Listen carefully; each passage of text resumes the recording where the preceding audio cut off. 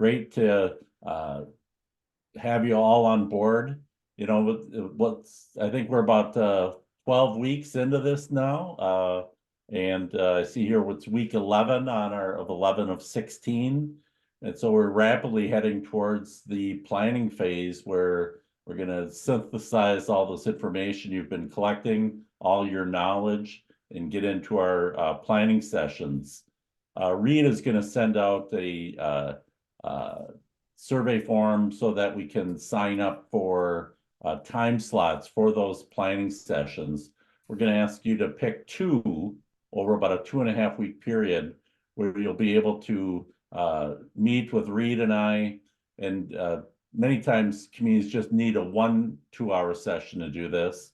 But others say, well, let's meet early in that window and then again late in the window, and then essentially present their plan to Reed and I for our comments so you can make any adjustments or strengthen parts based on our feedback in advance. So we'll talk more about that as we go. But we have worksheets to use, and we have a PowerPoint template that you'll be able to use to create your plan with and make it your own, and really have a nice summary that you can share with folks in your community moving forward.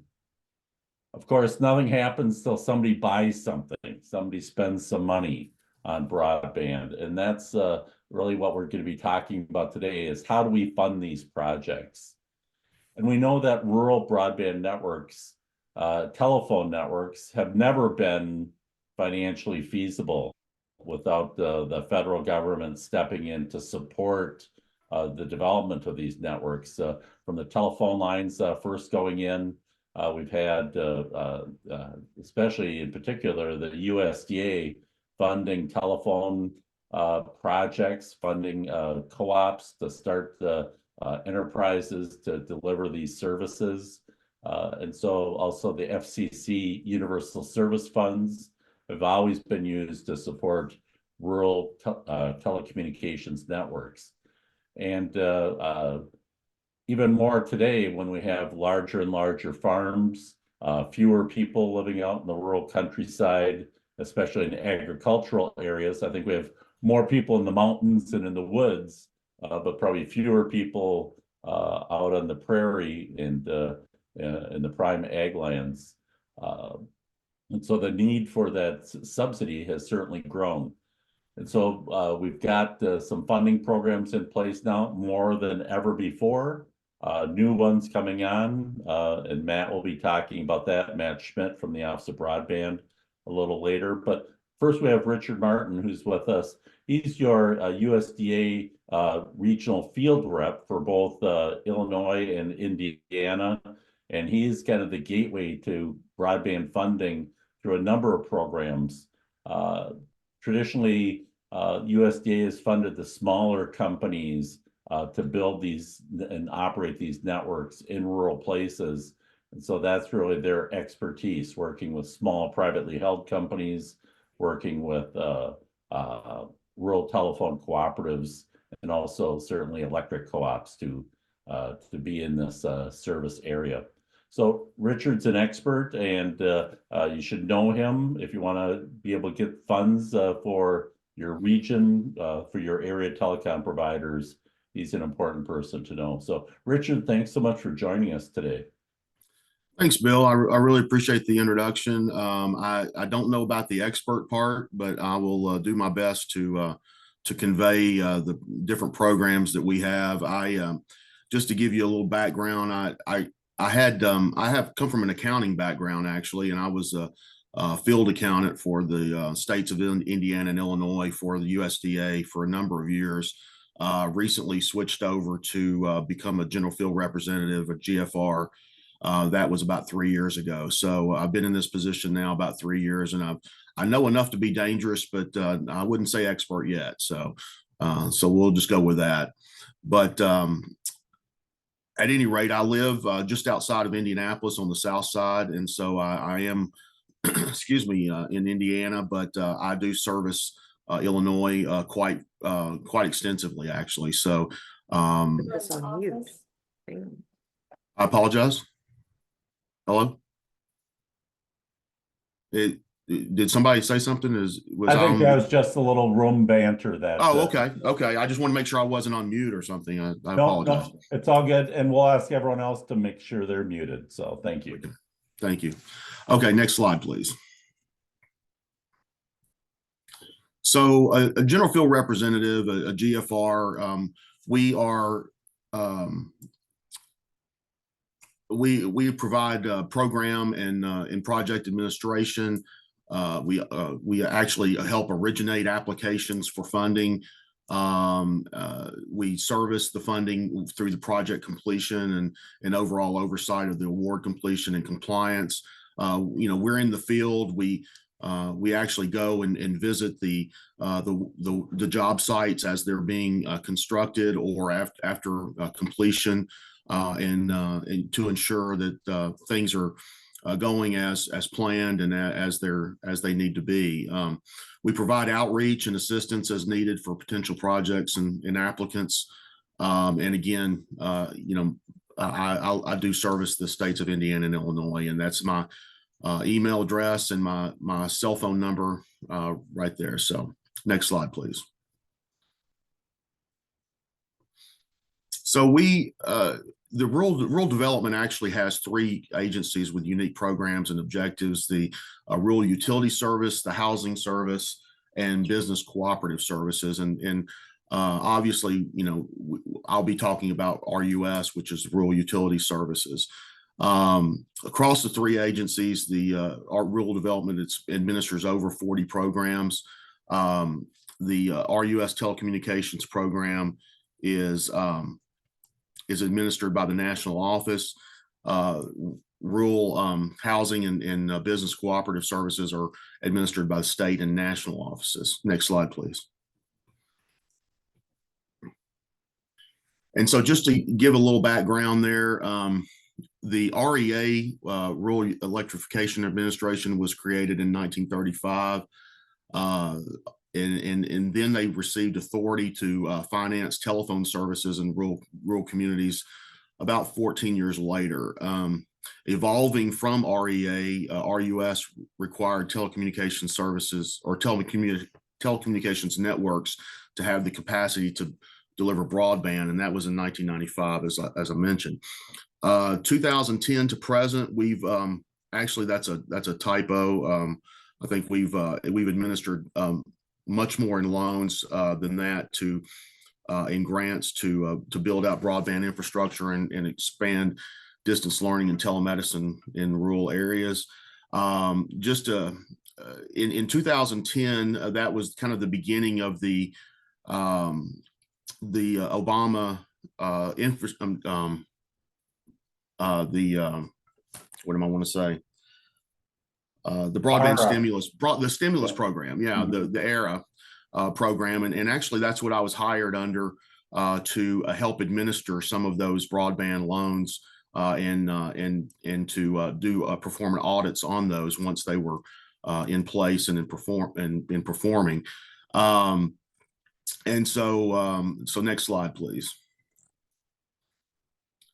And so we have the telecommunications infrastructure program. These are fundings for rural broadband. We have telecommunications infrastructure, rural broadband, community connect, and reconnect. And I'll be talking about each one of these individually as we proceed. Next slide, please. So the program overview, we have the purpose is to provide loan and grant funding to expand broadband networks and serving rural residents. Obviously the telephone services are at this point antiquated. We're really, it's all about broadband at this point. Eligible entities, we have state and local governments, tribal entities, nonprofits, LLCs, partnerships, you name it. There's, eligibility in all phases. Eligible projects are based on regulation and funding announcements and financially feasible and meets non-duplication requirements. So we want to make sure that we're not duplicating funding in areas, and we don't want to make sure that nobody is being overrun by new applicants. And so the application periods, except for the infrastructure program, which goes on all year long, applications applications. Oh, okay, they're accepted during annual periods based on release of funding announcements, and we will see those here as we proceed. Next slide, please. So the telecommunications infrastructure program, which is a loan program, and again in the history of rural development has traditionally funded for telephone services, and basically as rural communities are building out, we want to make sure that everybody has a phone number, has a telephone line. But that's been in the past. Now it's more geared towards broadband and making sure that everyone has adequate internet access. Next slide, please. So you can see that from this chart, basically, there's been a lot of money available, but really there haven't been a lot of loans that have been made in this capacity, I guess, over the years. We had the broadband stimulus program, the BIP program that started as part of that the Obama administration, and that was in 2010. And that kind of kicked off what we are now doing, which is Reconnect, and I'll be talking about that a little bit later. But the focus has been going towards those programs and lesser towards the infrastructure loan programs. Although we are seeing that cooperatives now are starting to show interest in these programs again, and we've had a few applicants here recently that are interested in loans that maybe weren't able to get some of the other funding opportunities, and so they're looking at getting loans through this program.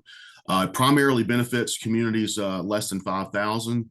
It is a loan guarantees. There are no funding thresholds, but and you submit your application through the application intake system through Salesforce. That's something that's recently changed.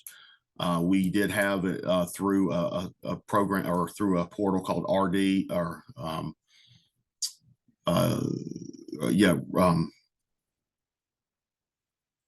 I can't remember the name of the RD Apply, I believe it was.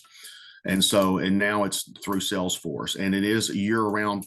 Applications are accepted year-round, and so there is no beginning and end or application deadlines. You basically put your application in as you see the need and as you are able to get it complete, and we will work with you at that point. Next slide, please. So the standard loan terms include 2-year principal deferral, interest rate at the cost of money, which, as we see with some of these other programs, may be a little bit more expensive, and hence the reason for the decline, I guess, in the popularity of these loans as the other programs have been more attractive financially. The loan maturity is the life of the facility's finance plus 3 years, and we are available to help and review loan applications before the submission. Next slide, please. So this is a program, the Rural Broadband Program, which is a loan program with expansion to grants. Next slide, please. It's a program that really kind of is in a hiatus right now. You can see where we haven't had any loans really approved in this program since 2019, and even though we received some appropriations in 2022, the program is closed at this point and will reopen at some point in the future. I think they're looking at at combining this program with something else to enhance it, I think, but I'm not exactly sure what the long-term plan for this program is. So right now applications are not being accepted for this, and it is a closed program. So next slide, please. Recent regulatory changes included lengthening the build-out period, tying the required broadband lending speeds to the term of the award, providing technical assistance through grant funding to help applicants.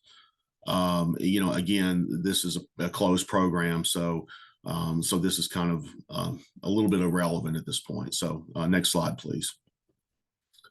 The Community Connect program. This is a program that is growing in popularity. Next slide, please. It is a grant program primarily for areas with populations of less than 20,000. Funding thresholds are between 100,000 and 5 million, with a matching requirement of 15%. The broadband service is it's showing as any available areas, eligible areas are less than 10.1 megabytes per second. Broadband grant speeds that's required is 25/3, and you would submit through the Community Connect portal. We're not accepting applications at this time. The window did close just a few weeks ago for this program, and we have received a ton of applications. I say a ton. We received a number of applications, and we're currently in the process of going through the review stages and wanting to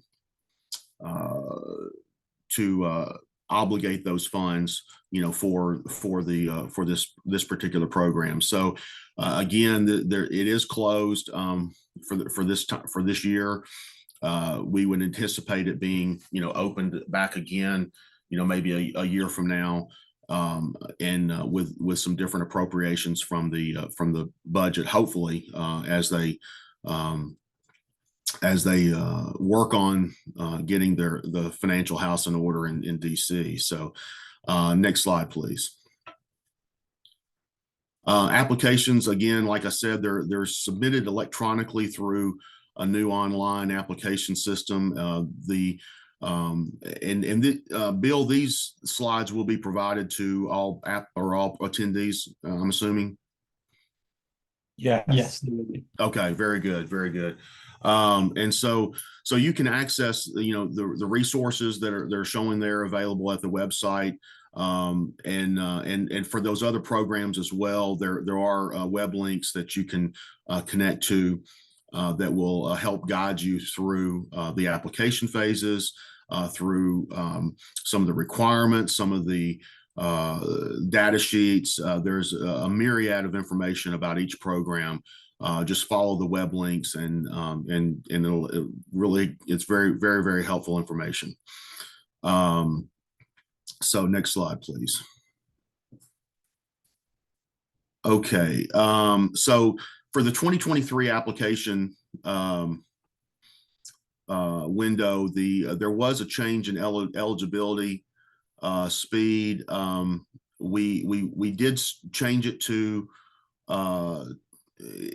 it was increased, and then we had to go back and change it due to some legal obligations, but it was showing as 10.1. The grant speed, as far as how much is required to be provided by the build out, was increased to 25/3. Again, the minimum grant was $100,000, and the grant maximum was increased to 5 million. And you can see here, this is to the right here. This is a little bit of it's a screenshot of the USDA Rural Development Community Connect portion of their site, and it just kind of shows you how there's an overview to apply, other requirements, contact information, events that are showing there. So And again, you can see at the very top there where it shows that the application phase did end on February 20th.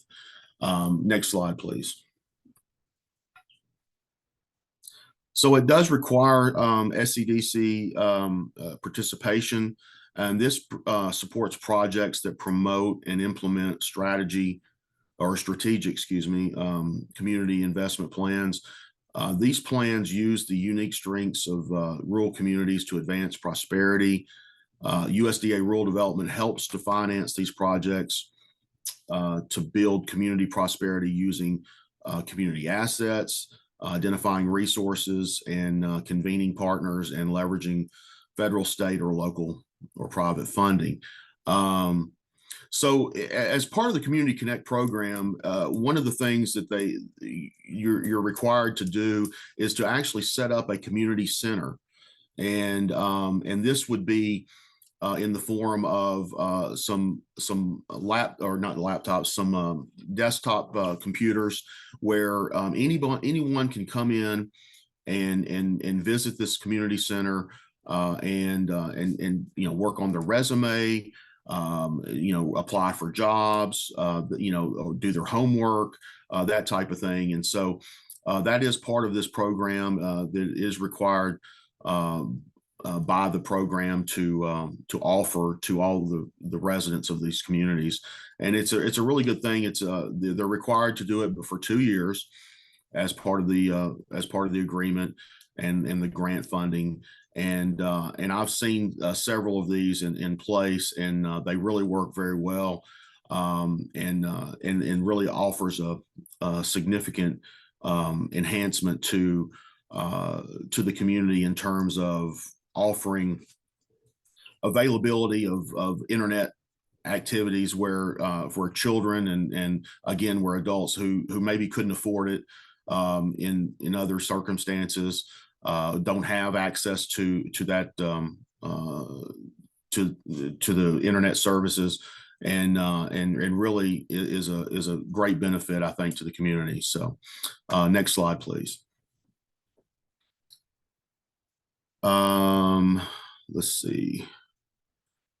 Just kind of goes through the application phase. I don't see anything here that would really be that beneficial. So next slide, please.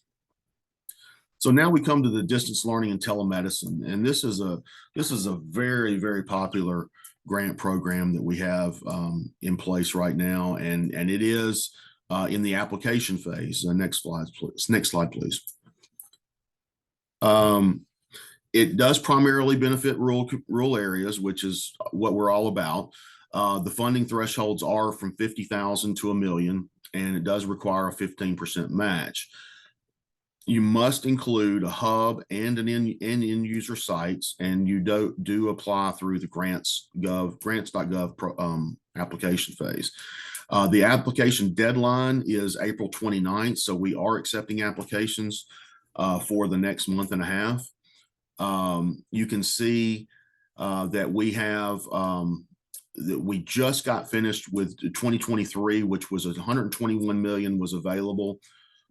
We had applications totaling 170 million, and so clearly we had to go through a lot of applications and really determine which ones were the best applications out of all. So not everyone that applies gets a grant.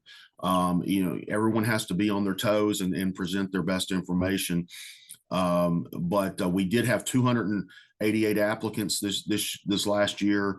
The year before, or 2 years before, was 274, 276 in FY20. So you can see that it's a very popular program, and we did obligate 146 grants last year for 83.3 million. So again, it's a very popular program, distance learning and telemedicine. We're offering, it helps to offer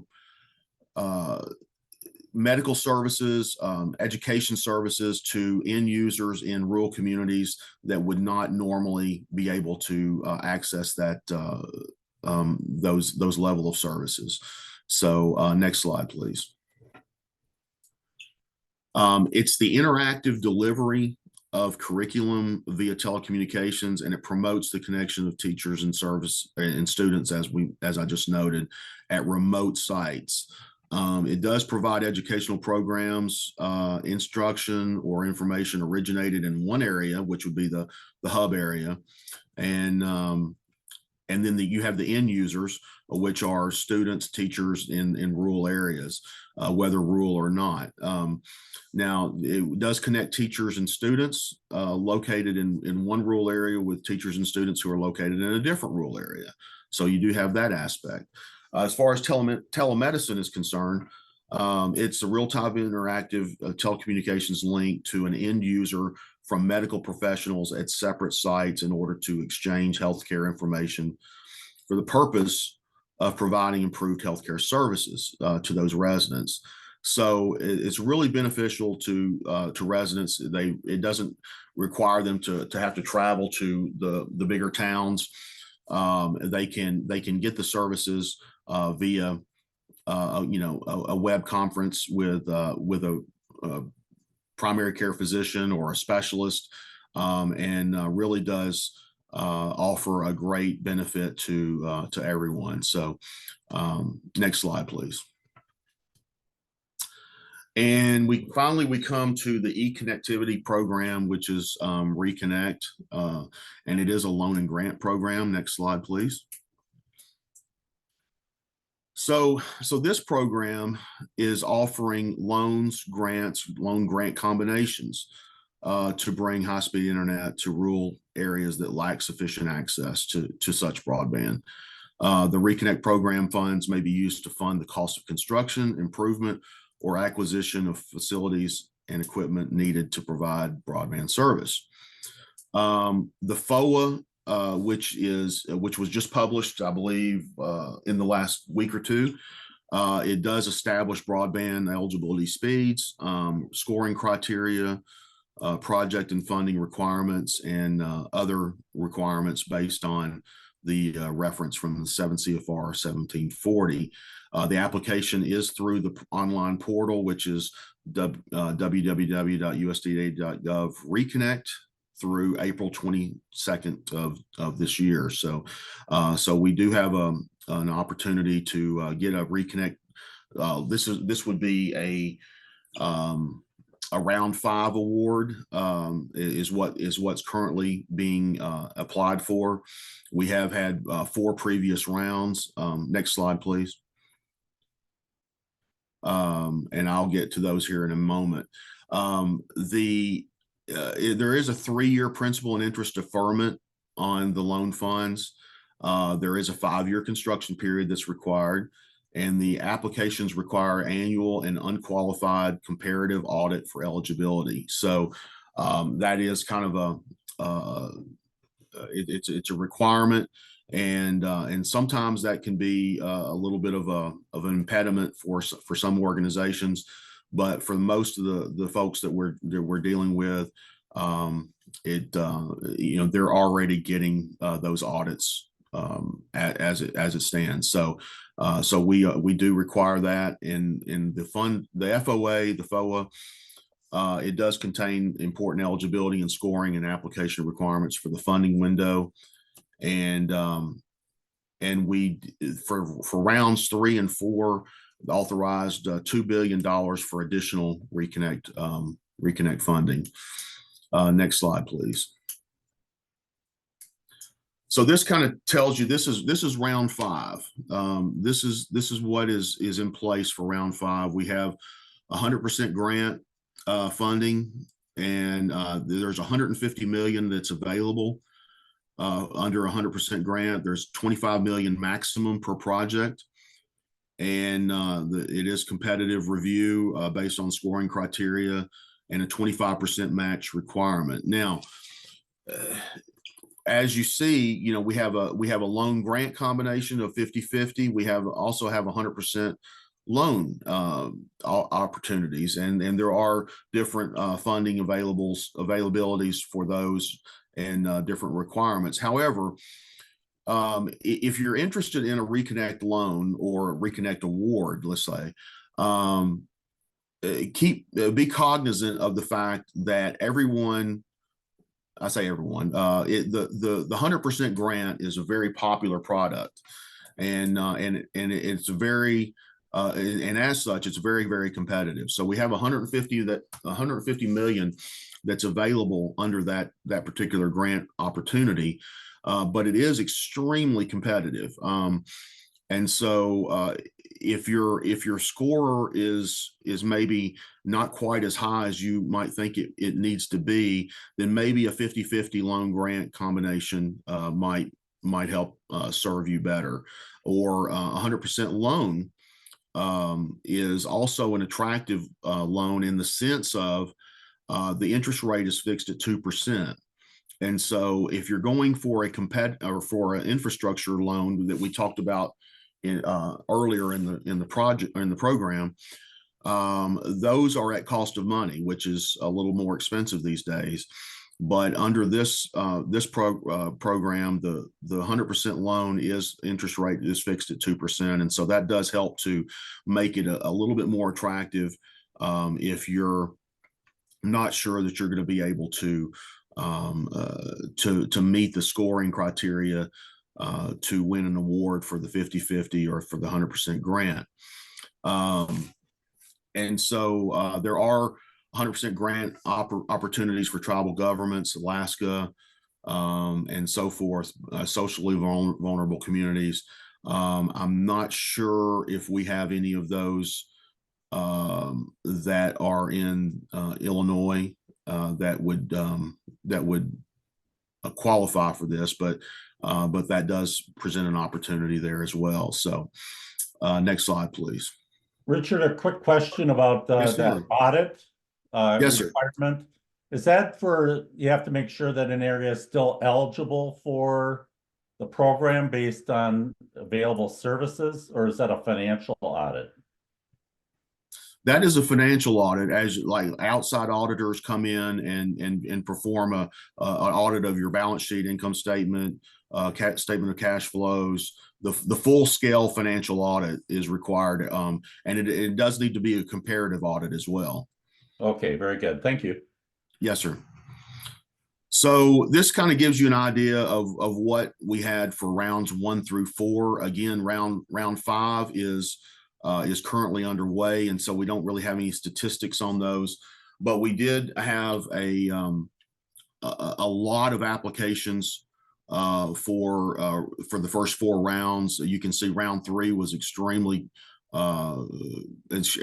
competitive, and we had 289% of the, or basically almost triple the amount that was requested as far as what ended up being funded.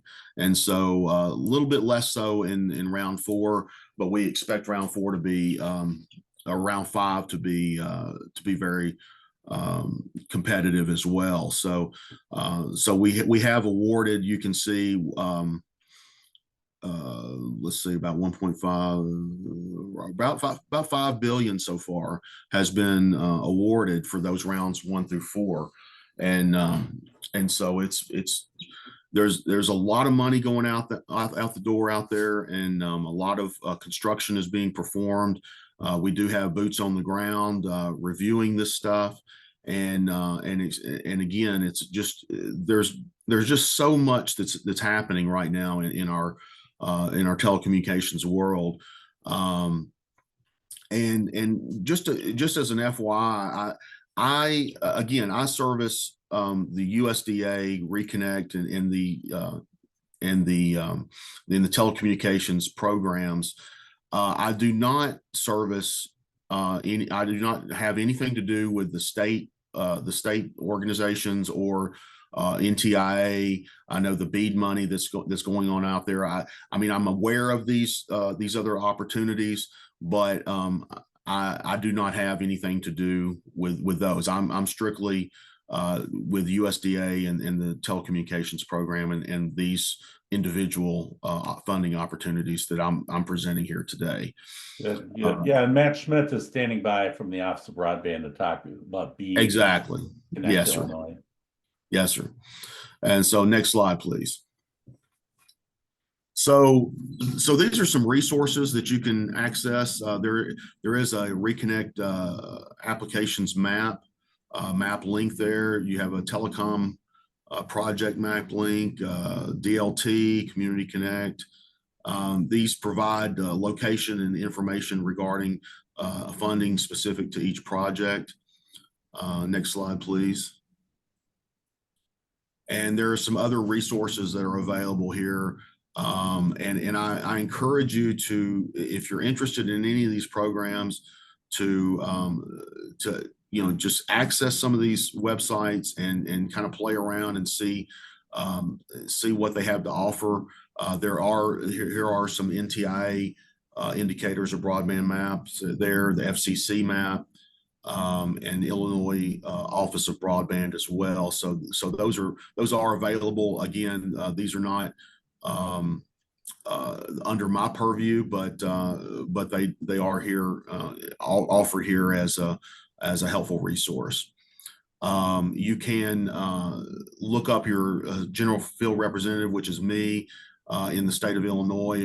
If you're in another state, you can access this GFR and state office website that will show the GFRs in all of the different states around the nation, and with contact information as well. So next slide, please.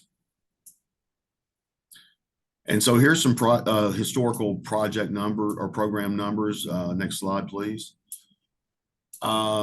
Basically, for Illinois, since 2010, we're right at $400 million that's been allocated and awarded to various telecommunications projects, which includes the infrastructure, Reconnect, distance learning, and telemedicine, and Community Connect and broadband initiatives, the BEAD program. So there's been quite a bit of activity. Obviously, you can see that the Reconnect program has been very popular. The distance learning and telemedicine, I can tell you that in the latest round, I think we had 14 awards, either 13 or 14. And it was very, very popular program. I think Illinois and another state had the most awards for that particular program. So very popular, and a lot of activity there. And so we're very proud of that, and we're grateful that these funds are being offered to the rural communities. And they are helping out a lot of people in those areas. Next slide, please. So if anybody has any questions, I'll be happy to try to help. If I'm unable to answer them, I can take down your information, or you could email me specific questions, and I can get back with you at a later time. But if anybody has any questions that they need to ask, I'm happy to try to help at this point. Richard, thank you so much. I think that was a really great overview, and you can see that people are applying for and receiving these funds. I encourage, especially on the distance learning and telehealth program, that you think, if your regional healthcare and educator community is involved in these projects, make sure they're worried about everyone in the community, not just their specific needs, because you can structure these programs to provide great community benefits Exactly. beyond the health and the direct health and education pieces. Know that this is if you have those people on your broadband team, then that there'll be good coordination there. So get them inside your team. Being ready for these programs when the feds announce them, it's usually a 60, 90-day window. And so the USDA program requirements are, it's not a thin application usually. So you want to make sure that you're prepared in advance, so you kind of have your ducks in a row. So when they announce the money, you're ready to go after it. And also know that the Reconnect program eligibility that's open right now, the Shabika will be preparing maps today for each of your counties to show your eligible areas within your county, and as well as being able to use that interactive online map that Richard highlighted. Any other questions? Richard, our group is very shy, this group of communities, so we don't have any active questioners. And so we're gonna head off now to Matt Schmidt is online and ready Hey, to. Bill, we do have a question from Macon County. Okay, good. Okay. Can you apply for more than one grant or consecutively, or how does that work? You can apply for more than one type of grant. However, under Reconnect, for instance, you can only apply for one, either a 50-50 or 100% loan or 100% grant. You can only apply for one, but you can have multiple applications. For instance, if you wanted to submit for a DLT grant and a Reconnect grant over the next month and a half, you are eligible to do that. And the other part of that is that you could have one provider applying in one part of your county and a different broadband provider applying for Reconnect in a different part of your county. It may not be likely you get both, but it's the provider limitation, because these applications come from the providers, not necessarily the community. Right. Thank you for your question. Good.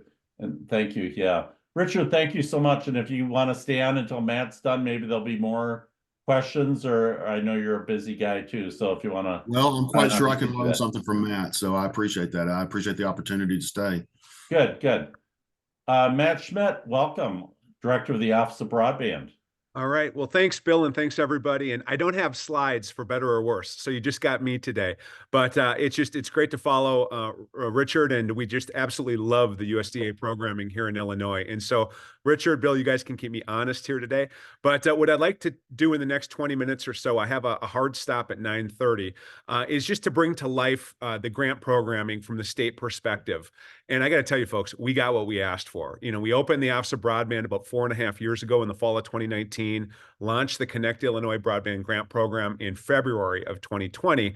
And of course, the world has changed since then.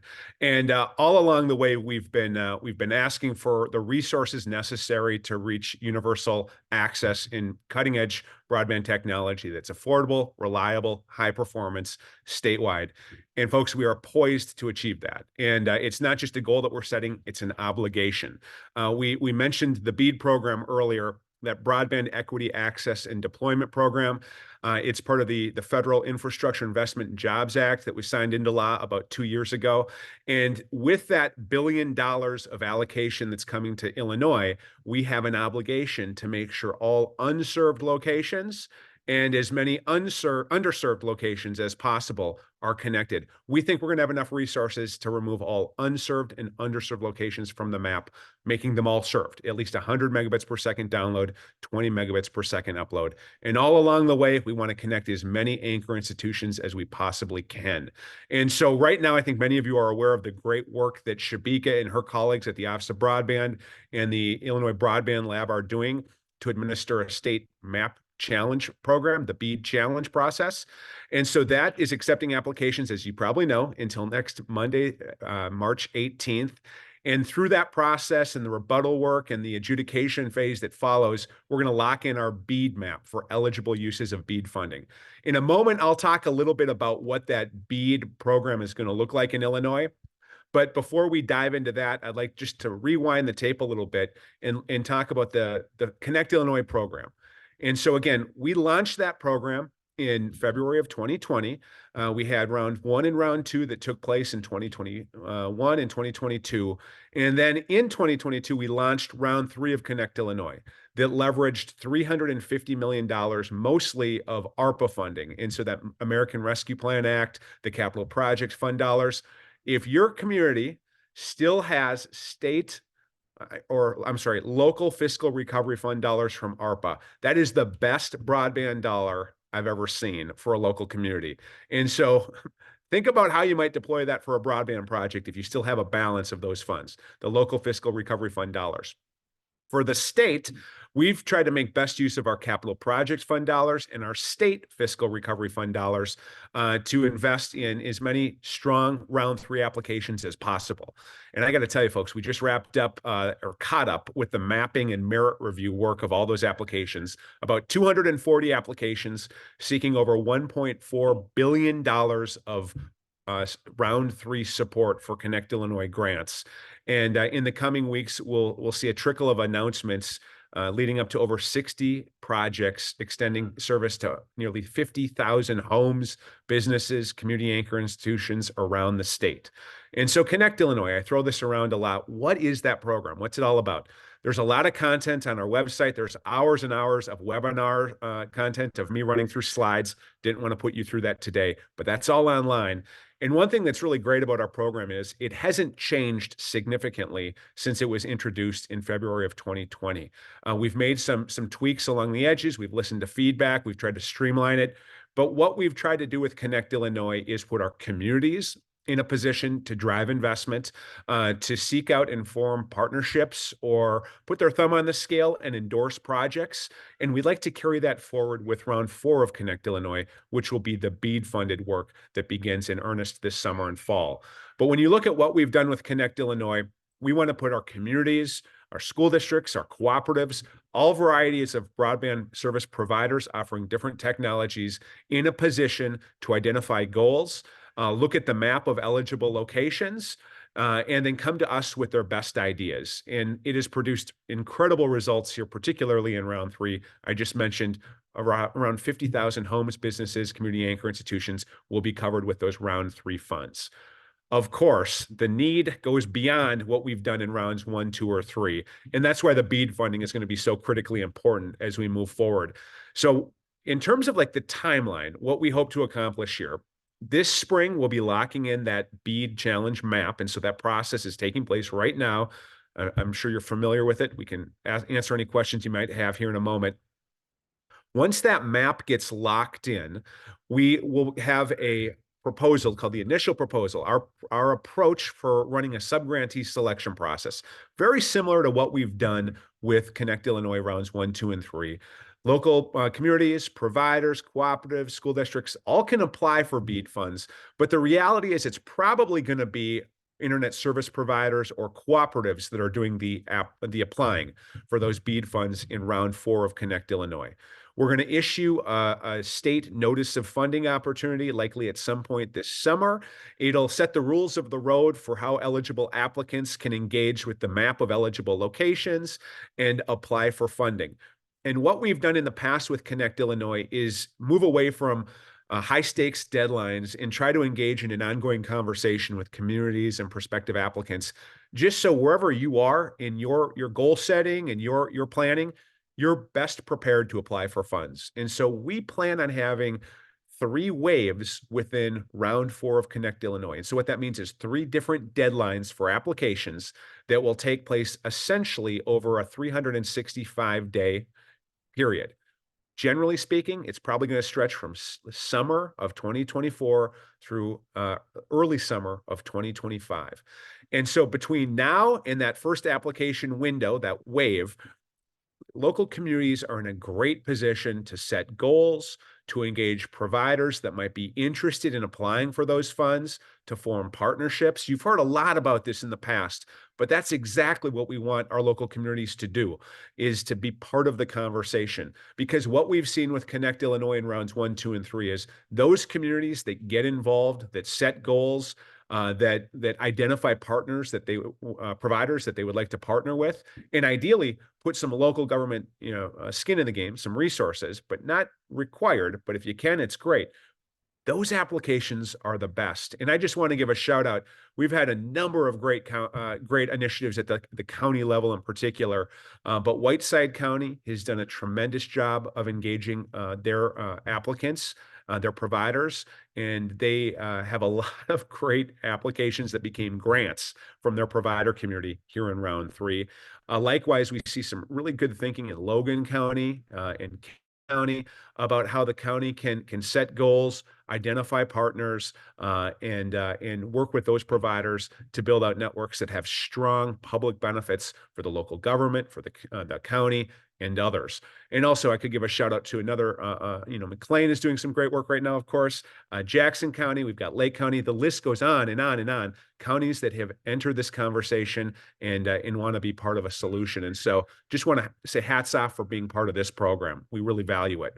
And so, what you can do moving forward here, again, continue to set goals, follow Bill's lead, because this is a proven approach. I think, to putting local governments, particularly counties, in a position to be effective advocates. Talk to your providers. And if you're not happy with the providers that are currently serving your area, reach out, try to attract others. If you need any advice or introductions, let us know. We are aware of a number of providers that want to move into new parts of the state and work with local governments. And again, look at the round 4 opportunity that's going to be opening up here this summer is one in which you're able to leverage BEAD funds, engage providers to form partnerships, and to make your community goals a reality through a state-directed broadband grant program. And so I just want to make sure we leave some time for any questions that folks might have. So please feel free to raise a hand or just interject if you have any questions. But a couple of just nuances to all of this. I mentioned round 3 earlier. $350 million plus in grants that are going to be announced here in the coming weeks and months. We also have an application deadline of April 1 and July 1 for round 3 funding. The dollars are largely committed, but that being said, there's always the opportunity for the General Assembly to add some additional funding to round 3 for one or more projects to maybe withdraw their applications or for us to find some additional resources. And so I would encourage any county or provider that's interested in submitting a round 3 application. There's an opportunity. April 1's coming up real fast. So if you're not already planning for that deadline, probably look to July 1. But the point is, there's a great opportunity for you or a provider to engage with our office right now to get some feedback on your ideas formally through a grant application and either get the funding or put yourself in a position to apply what you've learned to a round 4 BEAD application. And another piece I just want to mention here is, of course, the BEAD program is a federal program. And so we're administering that federal program. There are a number of nuances and changes that are being applied from round 3 of Connect Illinois, what we've done, for the last 4 years here in Illinois, to round 4 with those BEAD funds. But the changes are really marginal. I mean, one change is that there is while there's a priority for fiber that is stated in the BEAD notice of funding opportunity, there's that obligation to reach universal access. And because of that obligation, we really feel like it's going to take an all hands on deck approach in terms of provider type and technology here in Illinois. And so there's going to be an opportunity for fixed wireless and other alternative technologies to be part of the solution. And I raise that point because if you're a county that has very strong views on what kind of technology you would like to be deployed throughout your county to reach universal access, now is a really good time for you to set those goals, engage providers that are in alignment with your philosophy, and try to make that goal a reality. And so I just want to emphasize round 4 is going to be investing in fiber projects and fixed wireless projects. Those communities that are setting goals now that have a preference for one technology type over another, or might look at your county and say certain technologies available in certain areas, other technologies are appropriate in other areas. Now's a good time to be thinking about that because we want to make your goals, your perspective a reality wherever we can. So I'm just going to catch my breath for a moment, see if there are any questions here before I perhaps move on to a couple additional points. Matt, Clinton County has a question about can the applications be made in both round 3 and 4 from a particular either county or a particular provider? Absolutely. Yeah. With Connect Illinois, I mean, we really try to work with our applicants. And so you absolutely can apply for round 3 multiple times if you want. I think at this stage in the game, I'd probably say put your finger on one good application and get that one to us. And decisions will be made for all applications to round 3 before round 4 opens. And so you've got nothing to lose. And because of the similar approach from round 3 to round 4, the work that you put in right now very likely can be applied to a potential round 4 application. And so I think the one point that I just want to emphasize is round 4 is all about the broadband serviceable locations. In round 3, we've been able to invest in some middle mile projects, some broadband innovation projects that do cover last mile households or businesses or anchor institutions, but that have an emphasis on middle mile access. In round 4, it's all going to be about covering as many unserved or underserved locations as possible. And so you might want to just really build that into your philosophy right now if you're thinking of putting together a round 3 application. You can invest in middle mile, but make sure that there's some last mile broadband serviceable locations identified as well. Matt, there's a question from Kathy Brown. When we look at coverage maps, much of our rural areas are covered by Starlink. How is that considered with applications to provide fiber in a rural area? Sure. And so that does not impact the Connect Illinois eligibility map. And so I would just say that there are thresholds for eligibility, both for round 3 and for round 4 with the BEAD funds. You have to be able to provide 100 by 20 megabits per second. You guys know this jargon. And if you cannot provide that level of service at an acceptable latency, those areas, those locations are eligible for funding. And so the quick answer to Kathy's question is that those areas would be eligible. Good, thank you. Good answer. Okay. Great. Any other questions? I know, Matt, you've got like 2 minutes left to your hard stop, so. Yeah. You know, I think I had a chance to meet a number of you or some of your colleagues at the NACO gathering in Springfield in October. And I think that was a fireside chat. And I happen to be sitting in front of my fireplace here right now. But the point is, these sorts of conversations really make a big difference. You know, Bill has been working in broadband for much of your career, and, you know, me for 10 plus years. I've found that when a community gets involved, it makes a world of difference. And I just hats off to being involved, to taking the next step.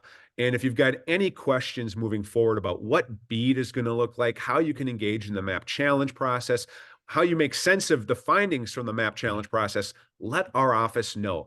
Because I'm convinced that even though round 4 is going to produce universal access around the state, that is not the end of the conversation. There's going to be investment in broadband that goes beyond the BEAD program, and there's going to be an increasing emphasis on affordability, on other aspects of access, and also the question, what do you do with it when you get it? The use or the application question. I know this group is thinking about this already, but our office is too. And we want to just make sure that as you continue to move forward and you're thinking at the community level, our office, the Illinois Broadband Lab, we're here to help you continue that conversation, put you in a position to succeed. And so again, Bill, hats off to you, to Benton, to the SOI Association, Extension, everybody for standing up this incredible program. We're so proud that collectively we've been able to engage, I think, over 75 local governments around Illinois over the past couple of years. And again, it makes a big, big difference. And so thank you. Good. Thank you so much, Matt. Really appreciate it. Richard, thank you as well for your USDA perspective. USDA has been a long-standing partner for rural America on telecommunications, and most of the places that have fiber optics right now in rural America, it's due to the funding that USDA has provided to them, and a very reliable partner to those community-centric providers. So thanks for your agency's, your own personal work and your agency's work as well. We appreciate everybody's participation, and thank you for inviting me to this program. You're welcome. Thanks again. We're going to go into the breakout rooms. And Reed, I might be catching you by surprise here, but there's a little worksheet. I don't know if you have that standing by. We'd want to share with folks just to kind of think about the different funding programs and so on. If you've captured any of those links for the USDA maps or the state maps you want to look at again, say what parts of our county are really eligible for these different funding programs and which providers are most likely going to be interested in applying to USDA, for example, as a traditionally the big cable companies haven't been, or telephone companies haven't been applicants to them, but the rural telephone or electric co-ops, and then your smaller privately held companies have long relationships with USDA, know what their forms are all about, and know how to interact with USDA. I really encourage you to think about your county's eligibility for the USDA programs, and then think about maintaining good contact with Richard, and because they provide a lot of great advice on how to submit winning applications. So it's really important to have a good relationship, interact early and often with them. Reed has put that little worksheet in the chat, and it's just a little helper for you to think about which programs, which area, and you may just want to use that over time as you start to think about creating your broadband plan, about which of these programs are going to be most suitable for which areas in your community. So you can click on that link over in the chat and have that available for you as well. And then again, we'll have our we'll send this in the meeting summary as well. Nancy, I'm not sure. I thought you were going to do a little survey number update. Sure. Have you done that? Sure, I can do that. So I did put numbers in the chat if you all want to look at that. Great job to the communities, the counties for their work. Some really bang up numbers there. And so what's going to happen is next week, that data is going to get exported and analysis will start. So let's say that you've got tomorrow and over the weekend to enter in any last like paper versions. If anyone turned in a paper survey and you need to get that in, key that in, or maybe you really think that there's got to be a few folks that need to take the survey and you know they haven't or something. But really it's the end of the line here. And so great work to everyone. Just a note about no one's going to get their results next week, but maybe the week after. So you heard it. But the other thing I just had a question about is do we have the interactive map link on that worksheet, or do we need to post that as well so they can see the Illinois broadband map as well for their discussion today? Sure, I can, or if you want to, I've got it as well. And so I guess anyone have any questions about the surveys closing, the survey itself? Hey, I joined very late. Can you repost those numbers? Just wondered if there was like course. a percentage that they wanted us to get. So this is Vicky here. Hi, Vicki. And in Cumberland. So what is the exact time cutoff? Is it 4 p.m. today, midnight tonight? I would say, anything that gets submitted by Sunday night is going to be included in the results. I'm not going to export data until next week. Okay. Until, maybe Monday or something. I just want to make sure everyone has enough time to get any last paper versions in. Those deadlines, I think all the county deadlines as of last week, we put them at March 15 just to give counties extra time because we saw a little bit of coverage issue and everyone sort of had a little bit of a personal goal there. And so we extended it, but really after the 15th, which is tomorrow, it's closed. That being said, I don't actually export the data until after the weekend. So if something needs to get in there over the weekend, that's fine too. And I am reposting the information about the final numbers so far, or as of today. Thanks, Reed, for posting that broadband map too. I think when you think about what the results you got from your survey and then what's on that map, that's data as well. And you take those two things and you have a conversation about where you guys want to go. Matt had said an interesting comment about use, and some of your survey will speak to use and where folks talk about they wish they could go with additional connectivity. And so you'll get those results that kind of speak to what people hope to use their connectivity with once they've got it. So that'll be a good conversation starter. Good, thanks, Nancy. Any other questions? So I'd encourage you in your meetings today to think about the final push on a survey over the next 72 hours or so, the financing programs and what you learned about that and how that may compare to your provider mix. And maybe as you think about your provider interviews continuing and discussions, inquiring about those providers' experience or just willingness to pursue these dollars and understand what that kind of public-private partnership might look like in the financing.